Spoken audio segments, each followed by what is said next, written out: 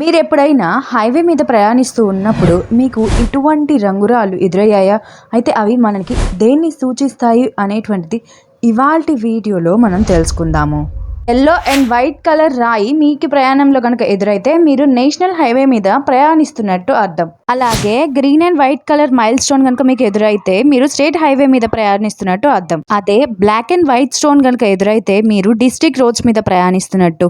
మరియు red colour రాయి గనక ఎదురైతే మీరు రూరల్ రోడ్స్ మీద ప్రయాణం చేస్తున్నట్లు అర్థం. మీకు గనక మా ఇన్ఫర్మేషన్ నచ్చినట్లయితే please like, share and subscribe.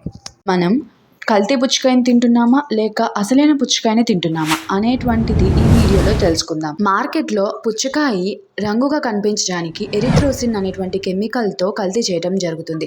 దాన్ని ఎలా గుర్తించాలి అంటే పుచ్చకాయ కోసిన తర్వాత దాన్ని ఒక టిష్యూ తీసుకొని తుడిస్తే దాని గనక కలర్ అంటుకున్నట్లయితే అది నకిలీది, అంటే ఎర్రగా కనిపించడం కోసం వాటర్ మిలాన్కి ఇంజెక్షన్ చేశారు అని అర్థం.